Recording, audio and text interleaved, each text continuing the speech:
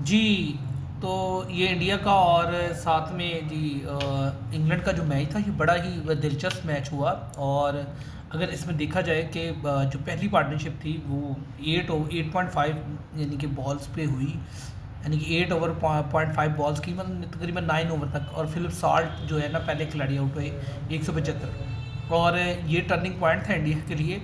Philip salt बड़ी अच्छी position में खेल रहे थे, 43 रन्स किए हुए थे, 26 बॉल्स खेली हुई थी, 3 छक्के और 5 चौके मार चुके हुए थे। लेकिन वहाँ पे एक इस तरह का डिसमिसल होने के बाद पूरी की पूरी इंग्लैंड टीम बस ख़त्म हो गई। 75 रन्स पे पहला आउट हुआ और 77 पे ही दूसरा आउट हो गया। बेन डकट भी आउट हो गए, 32 रन वो कर चुके थे 6 चौकों के साथ। 29 बॉल्स वो खेल चुके थे। इसके बाद जोए रूट आए और जोए रूट जो है 19 रन्स का इजाफा कर सके टीम के लिए। और हैरी ब्रूक जो है वो आते ही घर की तरफ चले गए और इनको राहुल ने कैच किया है जी। और बॉल जी हर्षद राणा की। हर्षद राणा तो मुझे ये लगता है कि हाथ धो के इंग्लैंड के पीछे पड़ गया है और उसने उसी हाथ धोए हुए हैं और जूती उतारी हुई है और इंग्लैंड की टीम आगे भाग रही है और वो पीछे चढ़ गया। हर्षित राणा ने इस मैच में भी 7 ओवर्स करवा के 3 विकेटें हासिल की। मोहम्मद शमी सिर्फ एक ही विकेट के अपने नाम कर सके और वो भी ब्रेंडन क्रीज की विकेट थी, वो भी एज अ बैटिंग ऑलराउंडर तो नहीं, आप उसको कंसिडर करेंगे बॉलिंग ऑलराउंडर। तो यहाँ पर 8 ओवर्स करवा के एक मेडन ओवर करवाया और 38 रन दिए। आज उनकी पेस थोड़ी सी बेटर परफॉर्म लग रही थी लेकिन विकेट निकालने में उतने ज़्यादा कामयाब नहीं हो सके, लिहाजा जो है इसलिए मैं ऐसे कहता हूँ कि मोहम्मद शमी ने 6 चौके खाए हैं, 1 वाइड करवाई है और 30 जो है बॉल्स डॉट की हैं।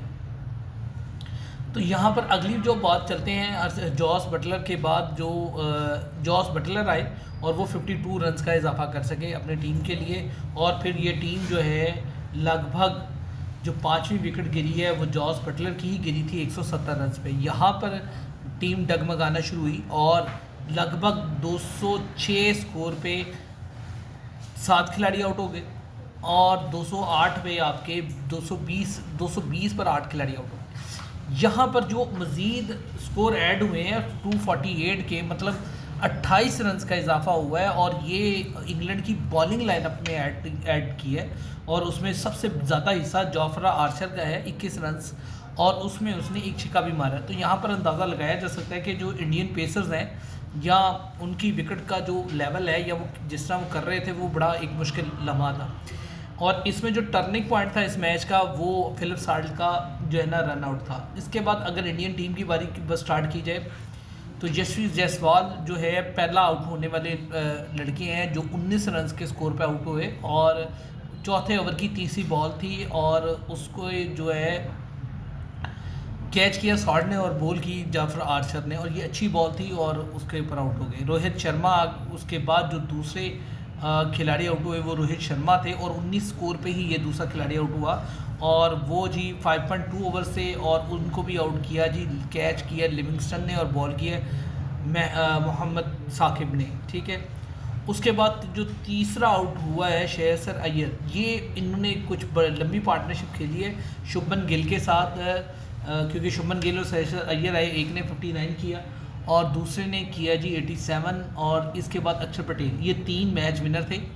यहाँ पर आप शुभमन गिल की बात की जाए और अगर ग्राउंड हो इंडिया की और बॉलर जो मर्जी हो, बस आपने ग्राउंड इंडिया की बतानी है। अब अगर शुभमन गिल बाहर भी परफॉर्म करना चाहता है तो वहाँ पर ये लिख के लगा दिया जाए कि ये ग्राउंड इंडिया में तैयार हुई है और ये पिच जो है इंडियन की है, तो डजेंट मैटर कि वो क्या है, स्कोर कर जाएगा। शुभमन गिल पिछला पूरा टेस्ट सीरीज में आप उसको आउट ऑफ फॉर्म देख रहे थे, आया गया 15 20 25, जैसे ही वो इंडिया में दोबारा दाखिल हुए 87 रन कर अच्छी परफॉर्मेंस है। उसके बाद शेयसर अय्यर है 59 रन, बहुत ज़बरदस्त बटे परफॉर्मेंस है। शेयसर अय्यर कहीं भी खेल रहे हो स्कोर करते हैं वो। ये इसके बाद ये अक्षर पटेल है, ये भी बहुत अच्छे इनके ऑलराउंडर भी हैं और बहुत ज़बरदस्त बॉलिंग भी करते हैं और 52 रन के साथ नुमाया रहे हैं। ये वो खिलाड़ी थे जिन्होंने टीम को आगे लेगा। अब 3 आउट हुए 113 पे, यहाँ तक तो मैच है। 4 आउट हुए, जो चौथा आउट हुआ 221 रन पे जाके हुआ है। जब 221 रन पे जाके चौथा आउट हुआ है तो यहाँ पर मैच इंडिया ले चुका था क्योंकि 2 आउट जब 119 स्कोर पे 2 आउट हुए और आगे विकेटें जो है वो स्कोर 100 स्कोर के करीबन पार्टनरशिप के बाद आउट हुए हैं, तो ये एक इनके लिए मुश्किल था। इसके बाद पांचवा जो आउट हुए हैं वो केएल राहुल हैं। आते ही 9 बॉलर की फेस करने के बाद कैच एंड बोल्ड हुए राशिद के और उसके बाद जो है छठा जो है शुभमन गिल आउट हुए और शुभमन गिल 36.2 की बॉल यानी कि ओवर की बॉल थी, वो आउट हो गए। तो ये लगभग मैच जो है वो शुभमन गिल और शेखर अय्यर के नाम जाता है जिन्होंने एक बेहतर परफॉर्म की है। बाकी इंडियन की अगर बैटिंग लाइनअप देखी जाए तो वो उतनी कंट्रोल्ड वर्जन में नहीं खेल रही थी। हार्दिक पांड्या के 9 रन हैं और रविंद्र जडेजा के 12 रन हैं।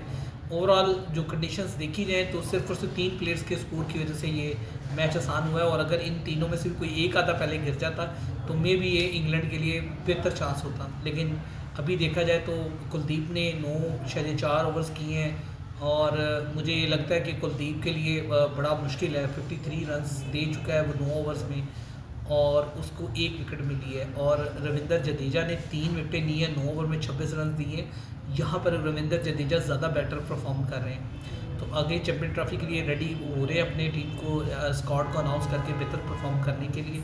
लेकिन देखते हैं उनके क्या बनता है। Best of luck team India, next match में देखते हैं क्या